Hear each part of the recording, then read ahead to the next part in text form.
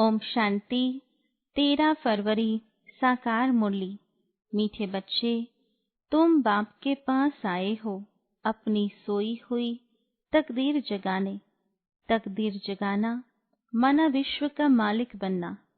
प्रश्न, कौन सी खुराक तुम बच्चों को बाप समान बुद्धिवान बना देती है? उत्तर, यह पढ़ाई है तुम बच्चों के बुद्धि की खुराक, जो रोज पढ़ाई पढ़ते हैं अर्थात इस खुराक को लेते हैं, उनकी बुद्धि पारस बन जाती है। पारसनाथ बाप जो बुद्धिवानों की बुद्धि है, वह तुम्हें आप समान पारस बुद्धि बनाते हैं। गीत तकदीर जगाकर आई हूँ। ओम शांति। गीत की लाइन सुनकर के भी मीठे मीठे बच्चों के रोमांच खड़े हो जाने चाहिए। है तो कॉमन गीत, परंतु इनका सार और कोई नहीं जानते। बाप ही आकर गीत, शास्त्र आदि का अर्थ समझाते हैं। मीठे मीठे बच्चे यह भी जानते हैं कि कलयुग में सबकी तकदीर सोई हुई है, सतयुग में सबकी तकदीर जगी हुई है। सोई हुई तकदीर को जगाने वाला और श्रीमत देने वाला अथवा तदबीर बनाने वाला एक ही बाप है। वही बैठ बच्चों की तकदीर जगाते हैं। जैसे बच्चे पैदा होते हैं और तकदीर जग जाती है। बच्चा जन्मा और उनको यह पता पड़ जाता है कि हम वारिस हैं। हूबहू यह फिर बेहद की बात है। बच्चे जानते हैं कल्प कल्प हमारी तकदीर जगती है, फिर सो जाती है। पावन बनते हैं तो तकदीर जगती है। पावन गृहस्थ आश्रम कहा जाता है। आश्रम अक्षर पवित्र होता है। पवित्र गृहस्थ आश्रम उनके अगेंस्ट फिर है अपवित्र पतित गृहस्थ आश्रम।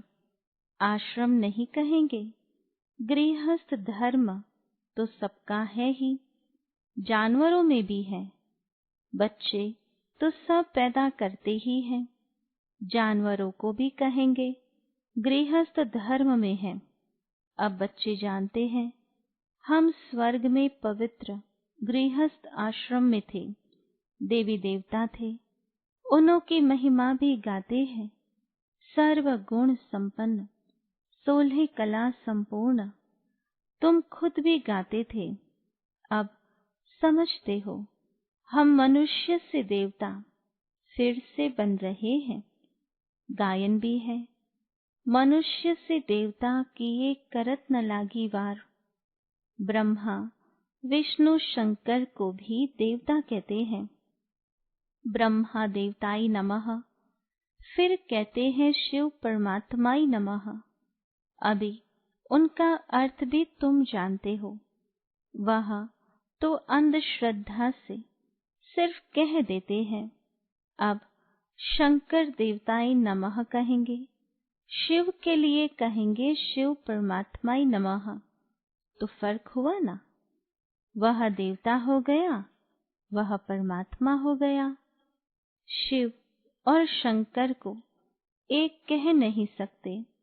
तुम जानते हो हम बरोबर पत्थर बुद्धि थे, अब पारस बुद्धि बन रहे हैं। देवताओं को तो पत्थर बुद्धि नहीं कहेंगे। फिर ड्रामा अनुसार रावण राज्य में सीढ़ी उतरनी है। पारस बुद्धि से पत्थर बुद्धि बनना है। सबसे बुद्धिवान तो एक ही बाप है। अभी तुम्हारी बुद्धि में दम नहीं रहा है। बाप उनको बैठ पारस बुद्धि बनाते हैं। तुम यहाँ आते हो पारस बुद्धि बनने। पारसनाथ के भी मंदिर है, वहाँ मेले लगते हैं, परंतु यह किसी को पता नहीं कि पारसनाथ कौन है। वास्तव में पारस बनाने वाला तो बाप ही है। यह है बुद्धिवानों की बुद्धि, यह ज्ञान है। तुम बच्चों की बुद्धि के लिए खुराक इससे बुद्धि कितना पलटती है। यह दुनिया है कांटों का जंगल, कितना एक दो को दुख देते हैं। अभी है ही तमो प्रधान, राव राव नरक। गरुड़ पुराण में तो बहुत रोचक बातें लिख दी हैं। अभी तुम बच्चों की बुद्धि को खुराक मिल रही है, बेहद का बाप खुराक दे रहे हैं। यह है पढ़ाई, इसको ज्ञान अमृत भी कह देते हैं। कोई जल आदि है नहीं, आजकल सब चीजों को अमृत कह देते हैं। गंगा जल को भी अमृत कहते हैं। देवताओं के पैर धोकर पानी रखते हैं, उसको अमृत कह देते हैं। अब यह भी बुद्धि से समझने की बात है ना। यह अंजलि अमृत है, वह पतित पावनी गंगा का जल अमृत है। अंजलि जो देते हैं वह ऐसे नहीं कहते कि यह पतितों को पावन बनाने वाला है। गंगा जल के लिए कहते हैं पतित पावनी है। कहते भी है मनुष्य मरे तो गंगा जल मुख में हो। दिखाते हैं अर्जुन ने बाण मारा, फिर अमृत जल पिलाया। तुम बच्चों ने कोई बाण आदि नहीं चलाए हैं। एक गांव है जहां बाणों से लड़ते हैं, वहां के राजा को ईश्वर का अवतार कहते हैं। अब ईश्वर का अवतार तो कोई हो नहीं सकता। वास्तव में सच्चा सच्चा सद्गुरु तो एक ही है, जो सर्व का सद्गति दाता है, जो सभी आत्माओं को साथ ले जाते हैं। बाप के सिवाय वापस कोई भी ले जा नहीं सकता। ब्रह्म में लीन हो जाने की भी बात नहीं है। यह नाटक बना हुआ है। सृष्टि का चक्र अनादि फिरता ही रहता है। वर्ल्ड की हिस्ट्री ज्योग्राफी कैसे रिपीट होती है, यह अभी तुम जानते हो और कोई नहीं जानता। मनुष्य अर्थात आत्माएं अपने बाप रचयिता को भी नहीं जानती है, जिसको याद भी करते हैं ओ गॉड फादर। हद के बाप को कभी गॉड फादर नहीं कहेंगे। गॉड फादर अक्षर बहुत रिस्पेक्ट से कहते हैं। उनके लिए ही गाते हैं पतित पावन दुख हरता सुख करता है। एक तरफ कहते हैं वह दुख हरता सुख करता है, और जब कोई दुख होता है, वह बच्चा आदि मर जाता है, तो कह देते ईश्वर ही दुख सुख देता है। ईश्वर ने हमारा बच्चा ले लिया, ये क्या किया। अब महिमा एक गाते हैं और फिर कुछ होता है तो ईश्वर को गालियां देते हैं। कहते भी हैं ईश्वर ने बच्चा दिया है, फिर अगर उसने वापस ले लिया तो तुम रोते क्यों हो। ईश्वर के पास गया ना। सतयुग में कभी कोई रोते नहीं। बाप समझाते हैं रोने की तो कोई दरकार नहीं। आत्मा को अपने हिसाब किताब अनुसार चाहे दूसरा पार्ट बजाना है। ज्ञान न होने कारण मनुष्य कितना रोते हैं, जैसे पागल हो जाते हैं। यहाँ तो बाप समझाते हैं अम्मा मरे तो भी हलवा खाना, नष्टो मोहा होना है। हमारा तो एक ही बेहद का बाप है, दूसरा न कोई। ऐसी अवस्था बच्चों की होनी चाहिए। मोहजीत राजा की कथा भी सुनी है ना। यह है सब दंत कथाएं। सतयुग में कभी दुख की बात नहीं होती, न कभी अकाले मृत्यु होती है। बच्चे जानते हैं हम काल पर जीत पाते हैं। बाप को महाकाल भी कहते हैं। कालों का काल तुमको काल पर जीत पहनाते हैं, अर्थात काल कभी खाता नहीं। काल आत्मा को तो नहीं खा सकता। आत्मा एक शरीर छोड़ दूसरा लेती है, उसको कहते हैं काल खा गया। बाकी काल कोई चीज नहीं है। मनुष्य महिमा गाते रहते, समझते कुछ भी नहीं। गाते हैं अच्युतम केशवम, अर्थ कुछ नहीं समझते। बिल्कुल ही मनुष्य समझ से बाहर हो गए हैं। बाप समझाते हैं, ये 5 विकार तुम्हारी बुद्धि को कितना खराब कर देते हैं। कितने मनुष्य बद्रीनाथ आदि पर जाते हैं। आज 2 लाख गए, 4 लाख गए। बड़े बड़े ऑफिसर्स भी जाते हैं तीर्थ करने। तुम तो जाते नहीं, तो वह कहेंगे यह बीके तो नास्तिक है, क्योंकि भक्ति नहीं करते। तुम फिर कहते हो जो भगवान को नहीं जानते वो नास्तिक है। बाप को तो कोई नहीं जानते, इसलिए इनको ऑर्फन की दुनिया कहा जाता है। कितना आपस में लड़ते झगड़ते रहते हैं। ये सारी दुनिया बाबा का घर है ना। बाप सारी दुनिया के बच्चों को पतित से पावन बनाने आते हैं। आधा कल्प बरोबर पावन दुनिया थी ना। गाते भी है, राम राजा राम प्रजा राम साहूकार है। वहां फिर अधर्म की बात कैसे हो सकती। कहते भी है, वहां शेर बकरी इकट्ठे चल पीते हैं। फिर वहां रावण आदि कहां से आए, समझते नहीं। बाहर वाले तो ऐसी बातें सुनकर हंसते हैं। तुम बच्चे जानते हो, अभी ज्ञान का सागर बाप आकर हमें ज्ञान देते हैं। यह पतित दुनिया है ना। अब प्रेरणा से पतितों को पावन बनाएंगे क्या। बुलाते हैं, हे पतित पावन आओ, आकर हमको पावन बनाओ। तो जरूर भारत में ही आया था। अब भी कहते हैं, मैं ज्ञान का सागर आया हूँ। तुम बच्चे जानते हो, शिव बाबा में ही सारा ज्ञान है। वही बाप बैठ बच्चों को यह सब बातें समझाते हैं। शास्त्रों में सब है दंत कथाएं, नाम रख दिया है। व्यास भगवान ने शास्त्र बनाए। अब वह व्यास था भक्ति मार्ग का। यह है व्यास देव, उनके बच्चे। तुम सुखदेव हो। अब तुम सुख के देवता बनते हो। सुख का वर्षा ले रहे हो व्यास से, शिवाचार्य से। व्यास के बच्चे तुम हो, परंतु मनुष्य मूंझ न जाए, इसलिए कहा जाता है शिव के बच्चे। उनका असुल नाम है ही शिव। तो अब बाप कहते हैं, किसी देहधारी को मत देखो, जबकि शिव बाबा सन्मुख बैठे हैं। आत्मा को जाना जाता है, परमात्मा को भी जाना जाता है। वह परम पिता परमात्मा शिव, वही आकर पतित से पावन बनने का रास्ता बताते हैं। कहते हैं, मैं तुम आत्माओं का बाप हूँ।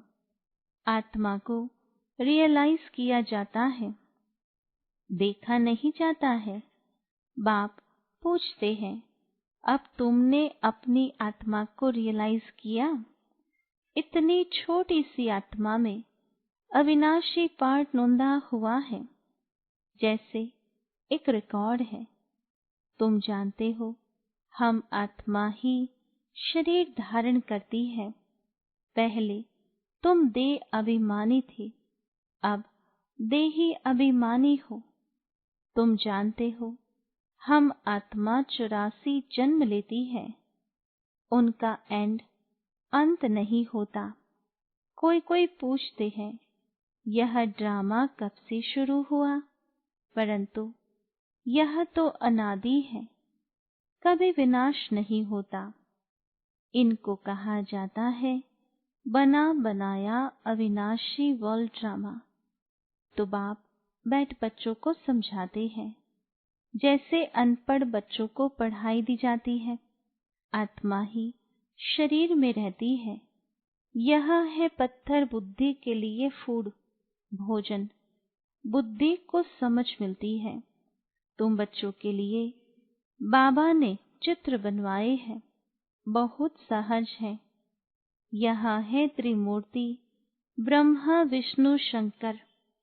अब ब्रह्मा को भी त्रिमूर्ति क्यों कहते हैं? देव देव महादेव एक दो के ऊपर रखते हैं, अर्थ कुछ भी नहीं जानते। अब ब्रह्मा देवता कैसे हो सकता? प्रजापिता ब्रह्मा तो यहाँ होना चाहिए। यह बातें कोई शास्त्रों में नहीं है।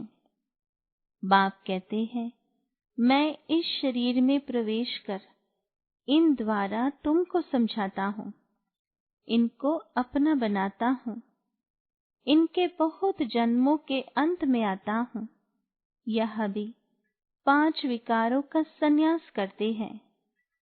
संन्यास करने वाले को योगी ऋषि कहा जाता है। अभी तुम राज ऋषि बने हो। 5 विकारों का संन्यास तुमने किया है तो नाम बदलता है। तुम तो राजयोगी बनते हो। तुम प्रतिज्ञा करते हो। वह सन्यासी लोग तो घर बार छोड़ चले जाते हैं। यहाँ तो स्त्री पुरुष इकट्ठे रहते हैं, प्रतिज्ञा करते हैं, हम विकार में कभी नहीं जाएंगे। मूल बात है ही विकार की। तुम बच्चे जानते हो, शिव बाबा रचयिता है। वह नई रचना रचते हैं। वह बीज रूप सत चित आनंद का सागर, ज्ञान का सागर है। स्थापना विनाश पालना कैसे करते हैं, यह बाप जानते हैं, मनुष्य नहीं जानते। फट से कह देते तुम बी के तो दुनिया का विनाश करेंगी। अच्छा, तुम्हारे मुख में गुलाब। कहते हैं, यह तो विनाश के लिए निमित्त बनी है।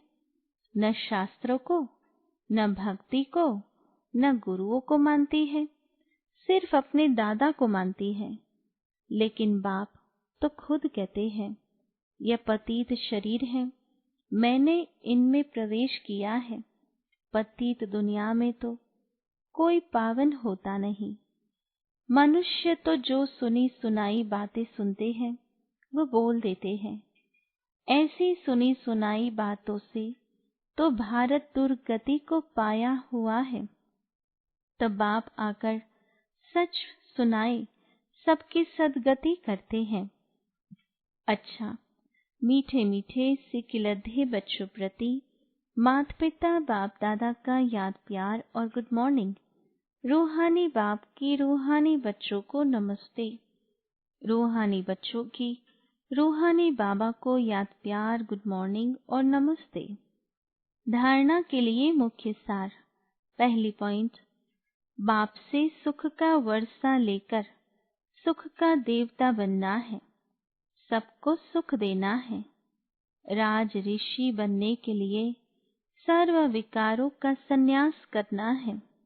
दूसरी पॉइंट, पढ़ाई ही सच्ची खुराक है। सदगति के लिए सुनी सुनाई बातों को छोड़ श्रीमत पर चलना है। एक बाप से ही सुनना है। मोह जीत बनना है। वरदान, सदा स्वमान में स्थित रह। निर्माण स्थिति द्वारा सर्व को सम्मान देने वाले माननीय पूजनीय भाव। विस्तार है, जो बाप की महिमा है वही आपका स्वमान है। स्वमान में स्थित रहो तो निर्माण बन जाएंगे। फिर सर्व द्वारा स्वतः ही मान मिलता रहेगा। मान मांगने से नहीं मिलता, लेकिन सम्मान देने से, स्वमान में स्थित होने से, मान का त्याग करने से सर्व के माननीय व पूजनीय बनने का भाग्य प्राप्त हो जाता है। क्योंकि सम्मान देना देना नहीं, लेना है। स्लोगन, जाननहार के साथ करनहार बन असमर्थ आत्माओं को अनुभूति का प्रसाद बांटते चलो। ओम शांति।